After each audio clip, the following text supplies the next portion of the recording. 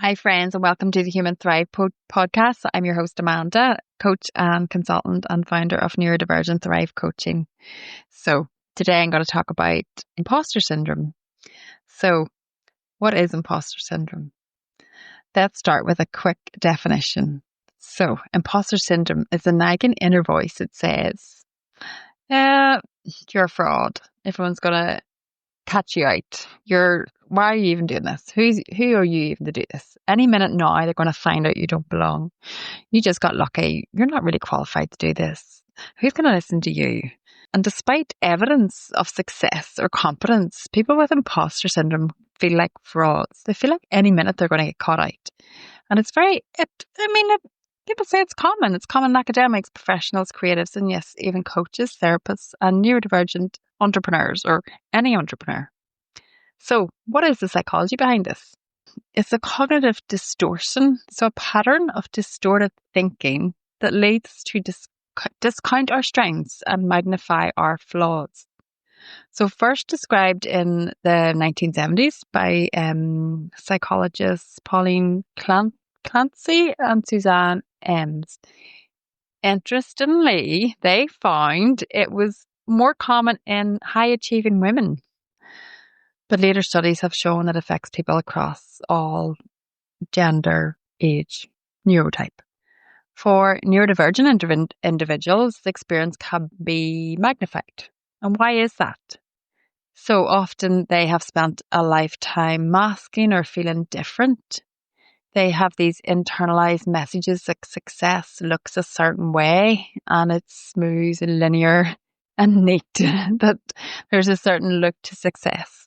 And you can feel like a fraud. I know I do, that feel like I can pretend like I've got it all together and I know everything and I've got these qualifications and I've got this and this.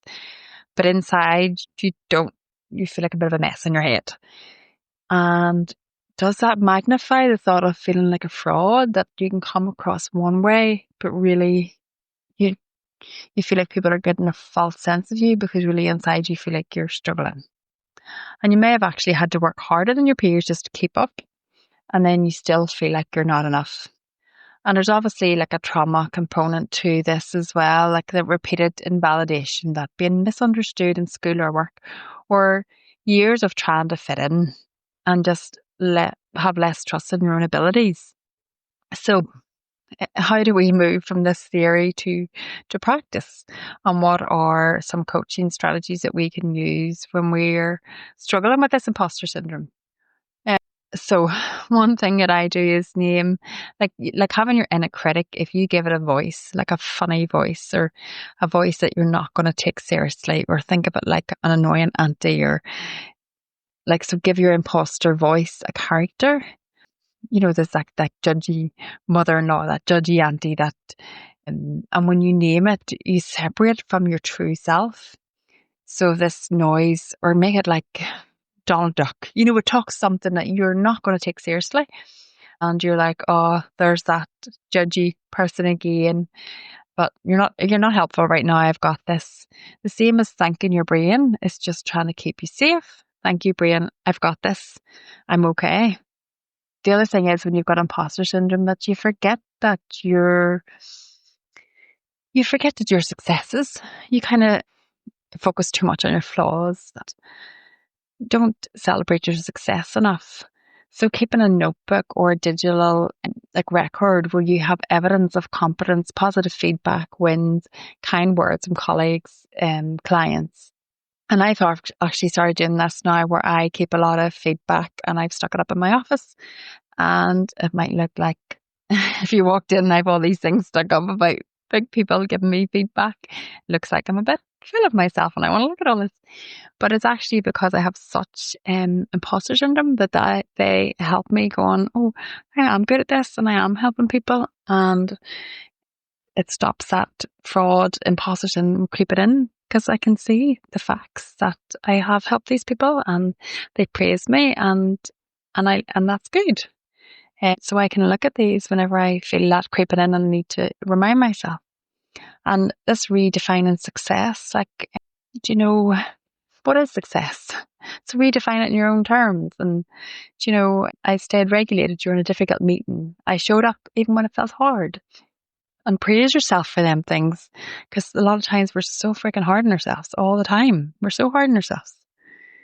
And then share it. Share it. You see, the more you start talking to other people, you realize we're all walking around with these thoughts. We're all walking around feeling like imposters sometimes. And even you look at people who you think are so, you see all the success. Inside, they've got all the doubts, they've had the failures, they've had the things, they've had to do stuff to get to that place. And we just don't talk about it enough. We don't share it with each other. But I think we should. And and then people will go, oh yeah, me too. Oh yeah, I feel like that too. And you'll realize you're not alone if we had these deep conversations that, oh yeah, I get that imposter syndrome too. Oh yes, I get that too. But we're doing it anyway, and realize that that's just part of the human condition, that we have these feelings. And then the other one is to practice your language, like shift your language. Like, I don't know how to do this now. I don't know how to do this yet, but I'm learning. And always that yet that I've mentioned before, that yeah, I feel like every written podcast episode, no matter what I'm talking about, it all comes back to being kind to yourself.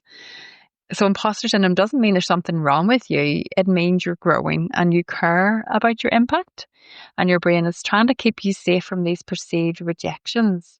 But safety, again, the whole reason that we don't thrive is that we're holding ourselves back all the time, and because it doesn't feel safe. So safety doesn't always equal thriving.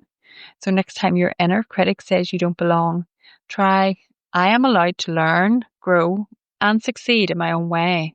And I don't have to earn my place because I already belong. So thank you for listening to the Human Thrive podcast. And yeah, I'm actually going to start having some people on for interviewing them. And we're going to talk about different things and how people thrive in life. And so I'm in the middle of organising that, and going to have my first guest soon, and lots more guests. So if you're navigating imposter syndrome and want support that truly understands you, check out my coaching resources at neurodivergentthrivecoaching.com. And until next time, keep thriving. And thank you for listening. I appreciate each and every one of you. Bye.